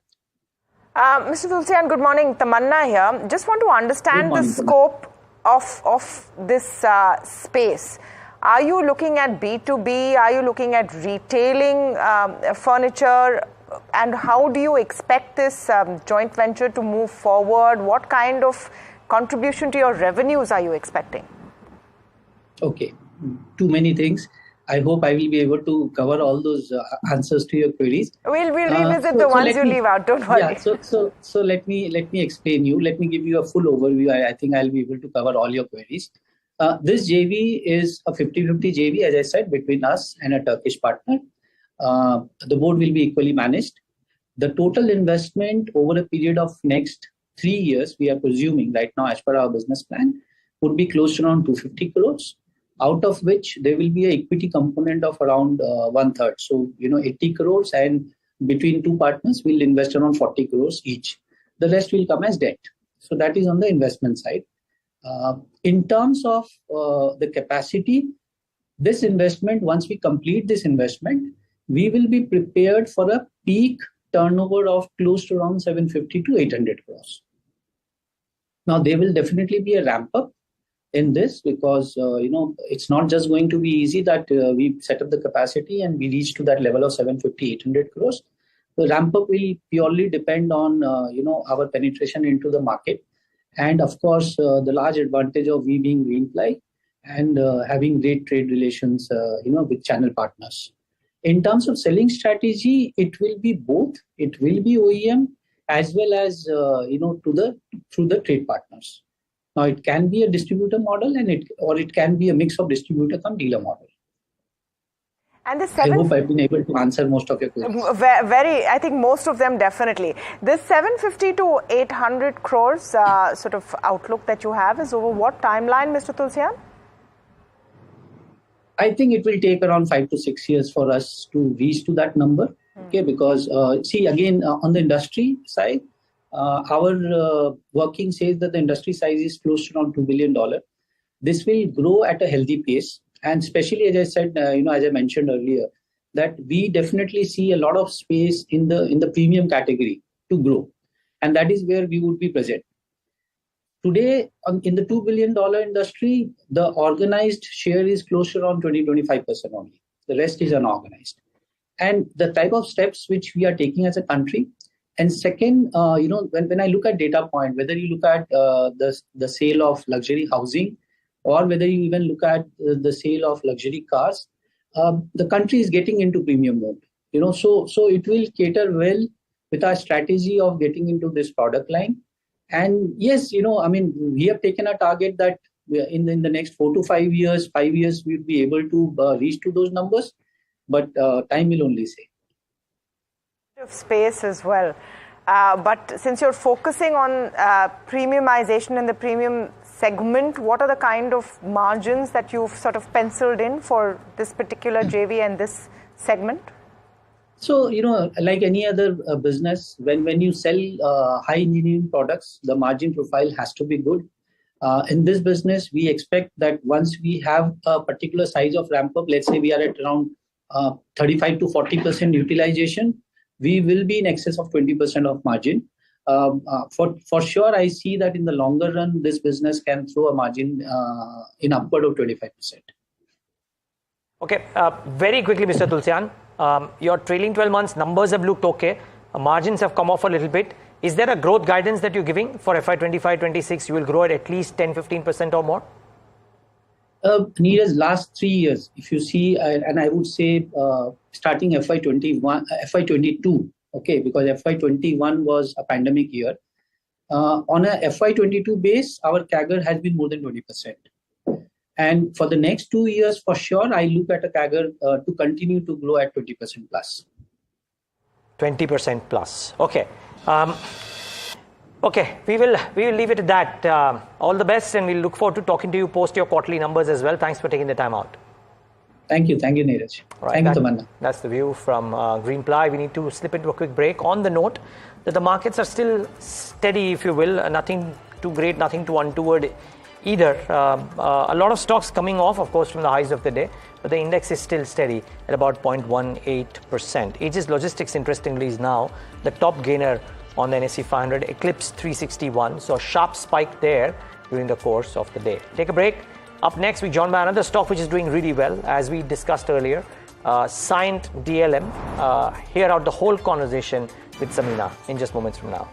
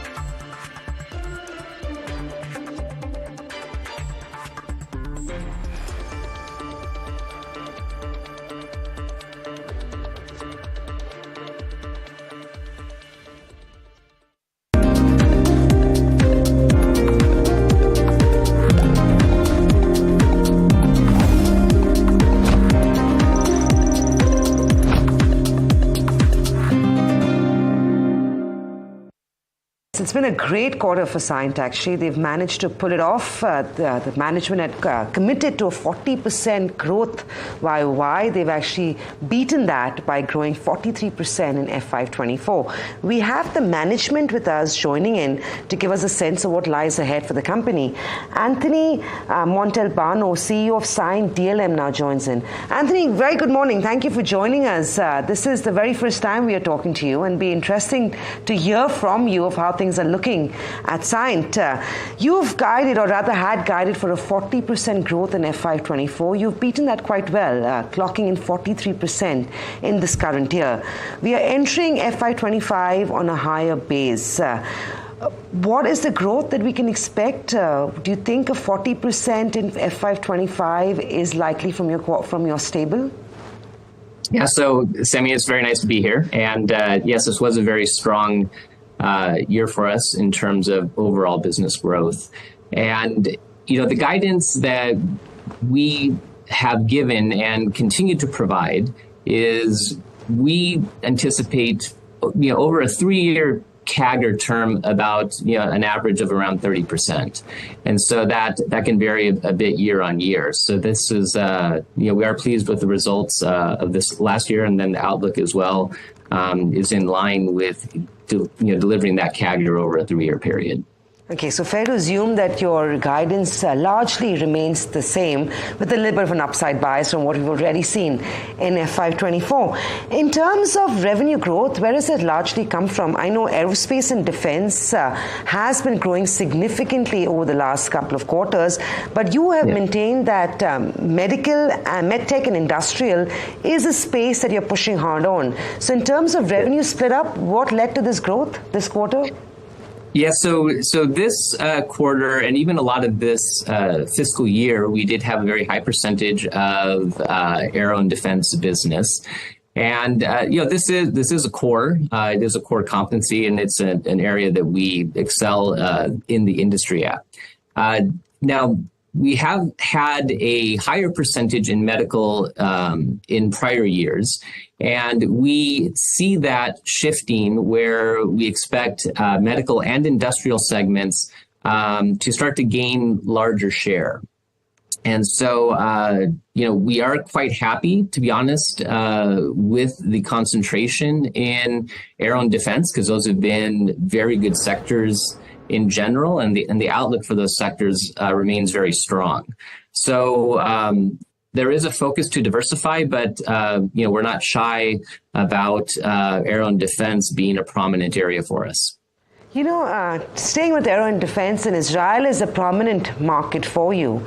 With everything that's happening on that front, I know there were Red Sea, because of the Red Sea, there was some delays as well, but you managed it pretty well at a company level. But at the flip of it, right, with the uncertainty rising in Israel, Iran, the geopolitical tension there, has it impacted your order book positively in any way? Has it led to more conversations? Has it led to existing customers and clients increasing their allocations to you? Yeah, so, when this initially broke out, and actually it was not long after I even made a trip to the region myself for the first time. And so there was initial concern about supply chain potential disruptions. We immediately reached out to our top partners in that area. And we've seen very little, if any, disruptions in that regard. So which has also allowed us to deliver the results that we have. So, from a stability standpoint, we have been seeing very solid reassurance in that regard.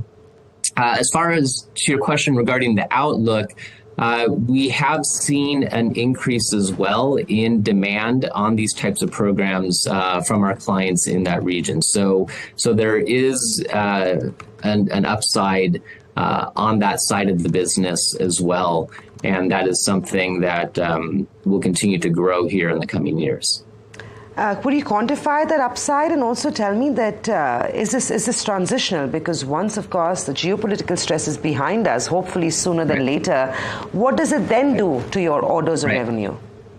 Yeah, it's so we only have a couple key clients in that region, right? So it's hard to really get a trend. So in general, we were executing a couple large programs in that region, and we expect that those programs will continue. And then we've also had some newer clients where we started the business, and that is accelerating more rapidly, right? So when I say, upside, we had a certain value budgeted for a particular client, and we ended up exceeding that. And then even as we do our budgeting and outlook for this, the next fiscal year that we've already begun, we see we've made the appropriate adjustments in that regard.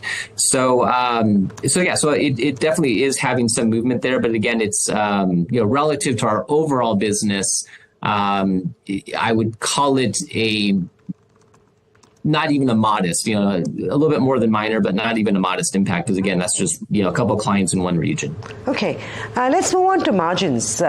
Q-on-Q, there's an improvement. Margins had dipped to levels of 9%. You're back at 10.5%. Last year, of course, in the same quarter, you clocked 11.5% margins. You did say a lot of that was also transitional, so things will get better as we go into FY25. Is it a fair assumption for us to make that over the next couple of quarters, you will return back to 11-12% margins? Yeah, our goal from a margin perspective is to operate the business at double-digit margins, right? And I think what that means is that can mean somewhere of 10 to 12% is ideal. There can down the road be upside beyond that. But we've also in parts of this last fiscal year have come in the nines. And so, part of that is really due to a couple of main things. One is your business mix. We've had some larger defense programs that were a little bit lower margins. So that business mix kind of brought down the margins a bit. And then we've also made some investments, right? We've made announcements. We opened a new facility in Mysore that we announced just a couple weeks back. We also opened a new facility in Bangalore, and then we've also made investments in supply chain and also in our chief technology office. So these types of investments as well kind of get timed throughout the year. So as we finish Q4, you see that we are back into double-digit margins, and you will see Q-on-Q variability in that range. But that just kind of gives you a view on this. And then as we go down a couple of years and as we continue to have the growth rates, there'll be more absorption, and then we can look at further upside at that point. Right. I want to talk about the international business. I know you've talked about inorganic acquisitions, and I'll get an update from you on that. But just before we go to that, what is the percentage contribution coming in from the international business and back home as well, with the government's trust on defense, infrastructure, railways, tech, which are a few segments that you focus on pretty significantly. What is working for you in India? Do you expect that to be a multi-year sort of growth story which you would be able to benefit from in India and, of course, globally as well, where things stand? Yeah, so I would kind of break that down in two ways. One is just from a revenue perspective. Right now it's about 1/3 is within India and 2/3 are outside, primarily Europe and US. And that 1/3 within India is largely made up of some defense programs, key defense programs that we have going right now. And so as those programs, ramp down, other business ramps up, we kind of maybe see, that shift as far as where the clients are to maybe be a little bit more 2/3, a little heavier going, outside of India. That being said, we have invested in go-to-market and focus on clients in region to grow that. And so we will see some of that impact. But if you also just look at our client count, if you take like our top 10 clients, even top 20, most of them are from Western countries, from US and Europe. And we anticipate that a large portion of our business will be grown from, those regions, those clients. But of course, we'll deliver that, revenue and business from India, right? Today we are contained within India operationally. And even as we, look to expand outside of India, India will still be, our core. And as we look outside, that would then bring additional opportunities that we might not have sight of today within India. Makes complete sense. And you mentioned this last quarter as well, where you were very keen on inorganic expansion and you were eyeing, opportunities to acquire outside the country. Any update on that? The last quarter, you were pretty clear that those conversations were fructifying. You want to bring us up to speed with what's the latest? How did that deal go? So what I can disclose is that we are actually quite pleased with the progress, and we will be we're planning to make some announcements and updates in that regard as soon as we get through some key milestones. So our strategy overall is to provide that expansion, not just from a geography perspective, but also from a capabilities perspective, right? So, for us, especially outside of India, when you look at the inorganic piece, it's important to have the top line and bottom line performance aligned with our type of business mix, so it's not dilutive. And so getting those stars to align, it takes a bit of work, but we have, what I will say is that we are very pleased with the progress we've made. This is not just a one-off type discussion as well. This will be a continual part of our inorganic strategy. And I hope to provide some more details here, most likely by next quarter on specifics, which I'd love to share with you and our clients as well.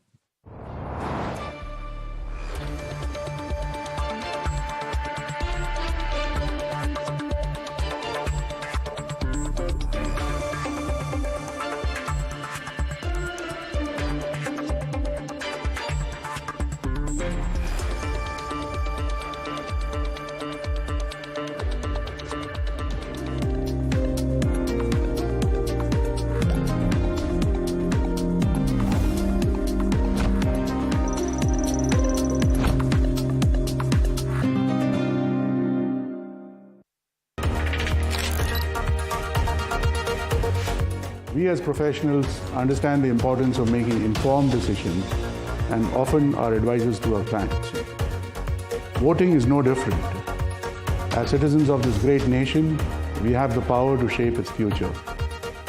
And one of the most crucial ways we can do that is by casting our vote. It's not just a right for every citizen, it's a responsibility. A responsibility to ourselves, to our communities, and to our country. So, I urge all of you to exercise your right to vote. I always ensure that I fulfill this duty to our country. Let's show the world the power of our democracy, the power of our collective voices. Together, we can make the difference. Together, we can build a better tomorrow.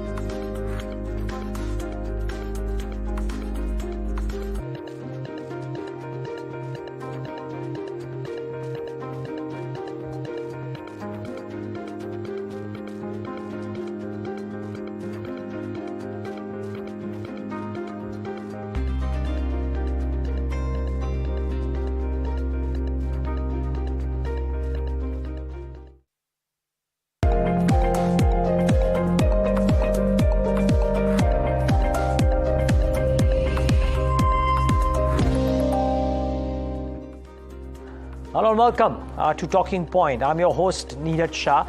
And the case for a chat today, aside of all the macro conversation around rates and what it could do to multiples and elections, is this.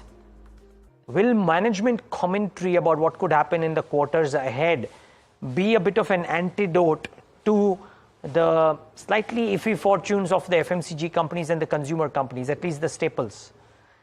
Will ER&D as a space outperform IT services in FY25? It has done that very admirably in FY24 thus far.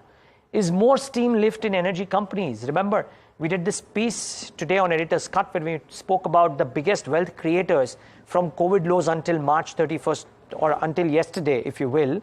And energy as a pocket stood out as a key wealth creator. I think the macro and the micro, we talk about both with our guest today, Shiv Puri, founder and managing director of TVF Capital Advisors, joins us all the way from Singapore. Shiv, always good talking to you, no less today. Thanks so much for taking the time out. I hope all is well. Yes, all is well. Nice to be here, Niraj. Yep, thanks, Shiv. So, Shiv, just a quick word on the macros. There are a lot of factors impacting the macros: geopolitics, rate cuts, in India's case, elections. What is it, to your mind, that holds the biggest sway between now and the end of the year? I think the biggest sway is got to be the direction of interest rates. And you've seen that, historically, when inflation spikes, it takes a very long time for it to settle. And that's proven to be the case this time as well. And as a result, when people expected a lot of rate cuts this year, up to 4 rate cuts were priced in the US this year. And now that's down to perhaps 1 or none.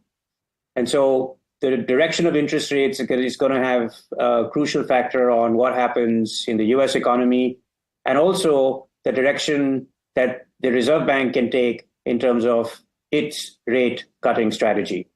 So I think the direction of interest rates will be the crucial factor for this year. With regards to geopolitics, those issues have been around for a while, and I think the market has taken that has accounted for it. In terms of elections, I think most investors and followers in India are assuming the outcome to have no surprises. So I don't think there'd be anything new that would happen in that. Some chatter around if it's not really 400 par, but if it's lower, let's say if it's closer to 300, is that a disappointment for the markets? I'm just trying to think, Shiv. If the markets want political continuity, they get the political continuity at 275 as well. Would it be a disappointment indeed if the number is not very high, but if it is policy incumbency? Well, as long as there is a majority that's expected, I think any disappointment would be very short-lived because structurally people would realize that the direction would be unchanged and there is stability. Okay, fair call. Thanks for that. Now, Shiv, just wondering, what have you done with the India exposure currently? I mean, have you remained totally invested all through the volatility of the last, couple of or 2 or 3 months? And have there been weighted changes, even if you would have been fully invested between themes and between stocks? Yeah, I think the long-term structural story of India remains unchanged. And it's been unchanged for the last couple of decades, actually. It's gone through swings, but the direction is clear. And with all that we've seen happen in the last decade, I think the next decade is also going to remain unchanged. I mean, I think one of the things that we realize now in the economy, many people are seeing this, is the compounded benefit of all the reforms that have happened and how certain sectors are benefiting hugely from it. So all